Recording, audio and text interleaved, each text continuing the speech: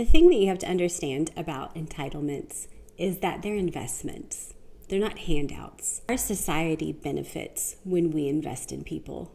And what Republicans failed to tell their constituents is that when we stop paying for Medicaid and Medicare and SNAP, there's a cost to all of us. It's a domino effect, a chain reaction. For example, SNAP. People aren't going to get money for food. Perhaps they have plenty of money for food. Perhaps they're scamming the system. Perhaps nothing bad will happen.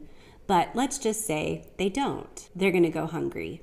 Now, the money they used to take to their grocery store is not going to go to the grocery store. They're going to have to starve at home, which means the grocery store that's used to getting money is going to make less money. What does that mean long term? Perhaps they lay off a worker, and then all of a sudden that worker needs food stamps as well, only there's no food stamps in sight, so they starve as well. What happens when you live in a society full of starving people? Good things? No. Bad things. Crime. Poverty creates crime.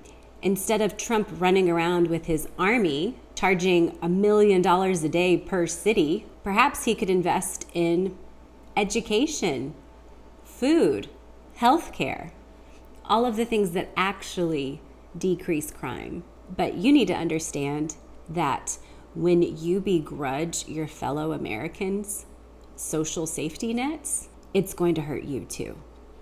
The only people this doesn't hurt are the millionaires. They're immune from everything. And yet, all of their wealth doesn't ever trickle down to us, now does it?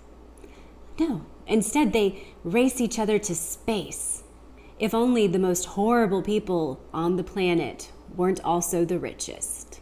And if only so many of you didn't listen to their bullshit. I hate the idea of people who didn't vote for this being hurt, and I hate the idea of people who did vote for it being hurt. However, the people who continue to support Donald Trump on and on and on into infinity, all the things he's done that don't change their support for him until they are burned by the truth of his policies and who he is, they'll never stop supporting him. I mean, hell, I'm sure even when they're burned by him, they'll continue to support him.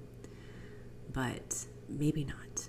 Maybe when their whole world comes crashing down and they realize he doesn't give a shit about them and he just pretended to, and he's not going to make anything in their life better, maybe then they will wake up and start demanding politicians who actually care.